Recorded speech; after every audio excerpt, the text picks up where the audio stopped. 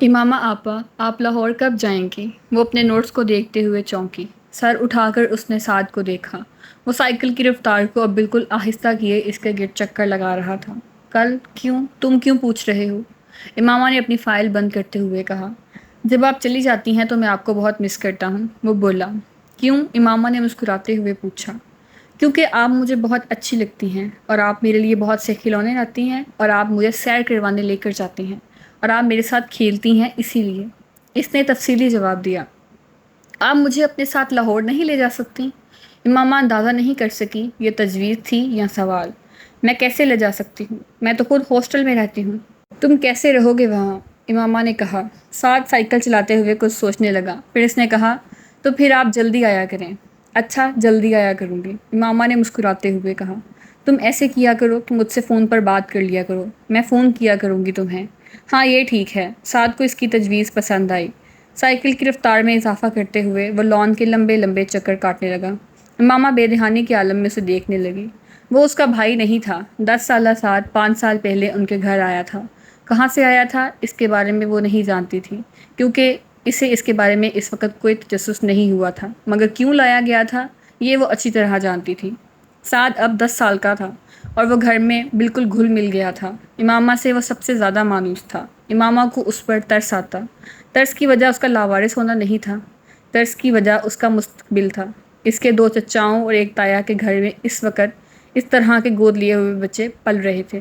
وہ ان کے مستقبل پر بھی ترس کھانے پر مجبور تھی۔ فائل ہاتھ میں پکڑے سائیکل پر لان میں گھومتے سعد پر نظریں جمائے وہ کسی گہری سوچ میں ڈوبی ہوئی تھی۔ اسے دیکھتے ہوئے وہ اس طرح کی بہت سی سوچوں میں الجھ جاتی تھی، مگر اس کے پاس کوئی حل نہ تھا۔ وہ اس کے لیے کچھ نہیں کر سکتی تھی۔ چاروں اس وقت لاہور کے ریڈ لائٹ ایریا میں موجود تھے۔ ان کی عمریں 18-19 سال کے لگ بھگ تھیں اور اپنے حلیے سے وہ چاروں اپر کلاس کے لگتے تھے، مگر وہاں پر نہ ان کی عمر کو نمایاں کر دینے والی چیز تھی اور نہ ہی ان کی اپر کلاس سے تعلق رکھنے کی امتیازی خصوصیت، کیونکہ وہاں پر ان سے بھی کم عمر لڑکے آتے تھے اور اپر کلاس اس علاقے کے مستقل کسٹمرز میں شامل تھی۔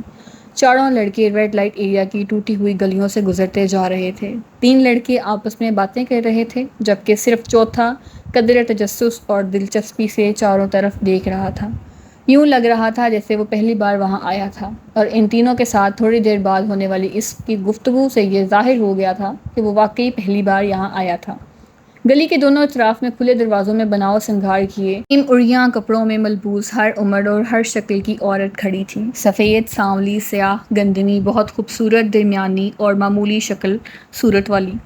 گلی میں ہر شکل اور عمر کا مرد گزر رہا تھا۔ وہ لڑکا وہاں سے گزرتے ہوئے ہر چیز پر غور کر رہا تھا۔ تم یہاں کتنی بار آئے ہو؟ چلتے چلتے اس لڑکے نے اچانک اپنے دائیں طرف چلنے والے لڑکے کو مخاطب کرتے ہوئے کہا۔ وہ لڑکا جواباً ہنسا۔ کتنی بار؟ یہ تو پتہ نہیں، اب تو گنتی بھی بھول چکا ہوں، اکثر آتا ہوں یہاں پر، اس لڑکے نے قدرے فخریہ انداز میں کہا۔ ان عورتوں میں مجھے کوئی اٹریکشن محسوس نہیں ہو رہی۔ نتھنگ اسپیشل اباؤٹ دیم، اس نے کندھے اچکاتے ہوئے کہا۔ اگر کہیں رات ہی گزارنی ہے تو کم از کم ماحول تو اچھا ہو۔ It's such a dirty filthy place, یہ تو بہت ہی گندی جگہ ہے، اس نے گلی میں موجود گھڑوں اور کوڑوں کے ڈھیر کو دیکھتے ہوئے کچھ ناگواری سے کہا۔ پھر گرل فرینڈ کے ہوتے ہوئے یہاں آنے کی کیا ضرورت ہے؟ اس نے اس بار اپنی بھوئیں اچکاتے ہوئے کہا۔ اس جگہ کا اپنا ایک چارم ہے، گرل فرینڈ اور یہاں کی عورتوں کا کوئی مقابلہ نہیں۔ گرل فرینڈز اس طرح کے ڈانس تو نہیں دکھا سکتی جو ابھی کچھ دیر بعد تم دیکھو گے، تیسرا لڑکا ہنسا۔ اور پھر پاکستان کی جس بڑی ایکٹریس کا ڈانس دکھانے ہم تمہیں لے جا رہے ہیں وہ تو بس۔ دوسرے لڑکی کی بات پہلے لڑکے نے کاٹ دی۔ اس کا ڈانس تو تم پہلے ہی دکھا چکے ہو۔ ارے وہ کچھ بھی نہیں تھا، بھائی کی شادی پر ایک مجرا کیا تھا، مگر یہاں پر تو بات ہی کچھ اور ہوتی ہے۔ وہ ایکٹریس تو ایک پوش علاقے میں رہتی ہے، پھر یہاں کیوں آتی ہے؟ پہلے لڑکے نے کچھ غیر مطمئن انداز میں اس سے پوچھا۔ یہ تم آج اس سے خود پوچھ لینا، میں کبھی اس سے اس طرح کے سوال نہیں کرتا۔ دوسرے لڑکے کی بات پر باقی دونوں لڑکے ہنسے، مگر تیسرا اس طرح چپتی ہوئی نظروں سے اسے دیکھتا رہا۔ ان کا سفر بالآخر اس گلی کے آخر میں ایک عمارت کے سامنے ختم ہو گیا۔ عمارت کے نیچے موجود دکان سے تینوں لڑکوں نے موتیے کے بہت سے ہار خریدے اور اپنی کلائیوں میں لپیٹ لیے۔ ایک ہار دوسرے لڑکے نے اس لڑکی کی کلائی میں بھی لپیٹ دیا جو وہاں آنے پر اعتراض کر رہا تھا۔ پھر ان لوگوں نے وہاں سے پان خریدے۔ تمباکو والا پان دوسرے لڑکے نے اس لڑکے کو بھی دیا جو شاید زندگی میں پہلی بار پان کھا رہا تھا۔ پان کھاتے ہوئے وہ چاروں اس عمارت کی سیڑھیاں چڑھنے لگے۔ اوپر پہنچ کر پہلے لڑکے نے ایک بار پھر تنقیدی نظروں سے چاروں طرف دیکھا اور پھر اس کے چہرے پر اطمینان کی ایک جھلک نمودار ہوئی۔ وہ جگہ بہت صاف ستھری اور خاصی حد تک آراستہ تھی۔ گاؤ تکیے اور چاندنیاں بچھی ہوئی تھیں اور باریک پردے لہرا رہے تھے۔ کچھ لوگ پہلے ہی وہاں موجود تھے۔ رقص ابھی شروع نہیں ہوا تھا۔ ایک عورت لپکتی ان کی طرف آئی۔ اس کے چہرے پر ایک خوبصورت مصنوعی مسکراہٹ سجی ہوئی تھی۔ اس نے دوسرے لڑکے کو مخاطب کیا۔ پہلے لڑکے نے غور سے اس عورت کو دیکھا۔ اڈھیر عمر کی وہ عورت اپنے چہرے پر بے تحاشا میک اپ تھوپے اور بالوں میں موتیے اور گلاب کے گجرے لٹکائے شفون کی ایک چنگھاڑتی ہوئی سرخ ساڑی میں ملبوس تھی، جس کا بلاؤز اس کے جسم کو چھپانے میں ناکام ہو رہا تھا، مگر وہ جس کو چھپانے کے لیے پہنا گیا بھی نہیں تھا۔ ان چاروں کو وہ ایک کونے میں لے گئی۔ وہاں اس نے انہیں بٹھا دیا۔ پہلے لڑکے نے وہاں بیٹھتے ہی منہ میں موجود پان اس گلدان میں تھوک دیا جو ان کے قریب موجود تھا، کیونکہ پان منہ میں ہوتے ہوئے اس سے بات کرنا مشکل ہو رہا تھا۔ پان کا ذائقہ بھی اس کے لیے کچھ زیادہ خوشگوار نہیں تھا۔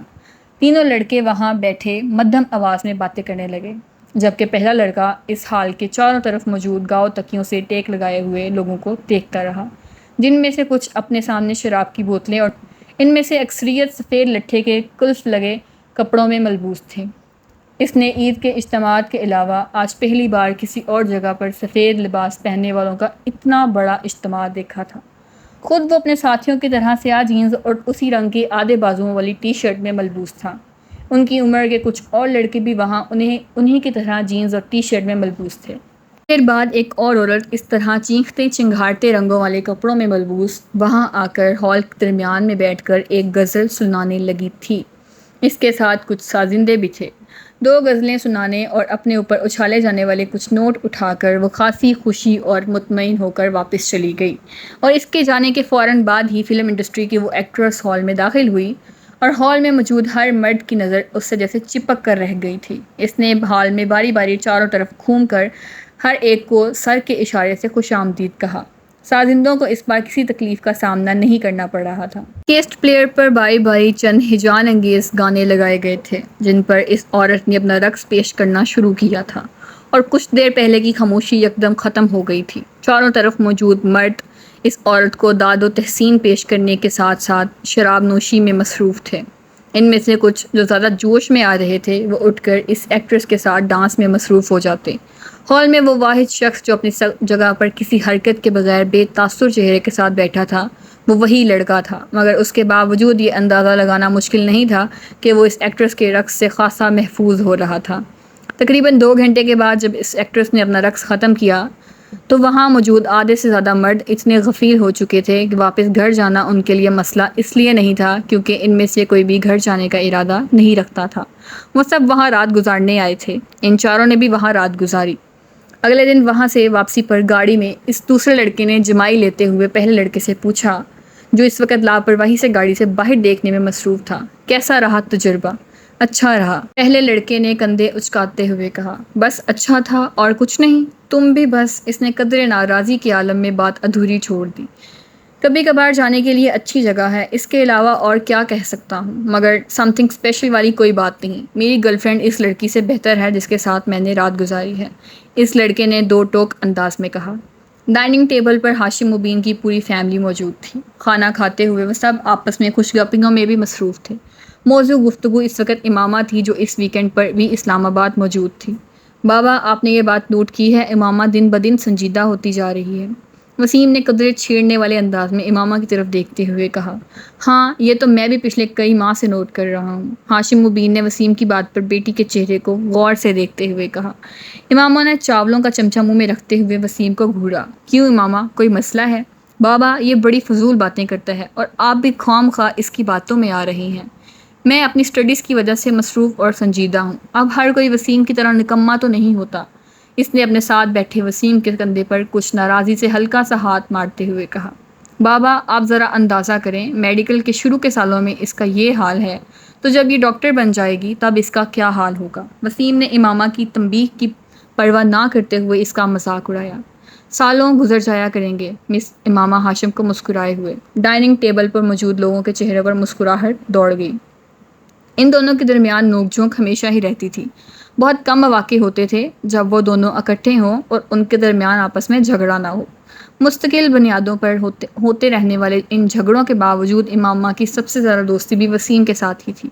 اس کی وجہ شاید ان کے اوپر تلے کی پیدائش تھی۔ اور آپ تصور کریں، اس بار امامہ نے اسے اپنی بات مکمل کرنے نہیں دی۔ اس نے اس کے کندھے پر پوری قوت سے مکہ مارا۔ وسیم پر کچھ زیادہ اثر نہیں ہوا۔ ہمارے گھر میں بھی ایک ڈاکٹر کے ہاتھ میں شفا کے سوا اور کیا کیا ہو سکتا ہے؟ آپ اس کا مظاہرہ دیکھ رہے ہیں۔ اس سے آپ یہ اندازہ بھی لگا سکتے ہیں کہ آج کل کے ڈاکٹر وارڈز میں مریضوں کے ساتھ کیا سلوک کرتے ہوں گے۔ ملک میں بڑھتی شرح اموات کی ایک اور وجہ۔ بابا اس کو منع کریں، امامہ نے بالآخر ہتھیار ڈالتے ہوئے ہاشم مبین سے کہا۔ وسیم! ہاشم مبین نے اپنی مسکراہٹ ضبط کرتے ہوئے وسیم کو جھڑکا۔ وہ بڑی سعادت مندی سے فوراً خاموش ہو گیا۔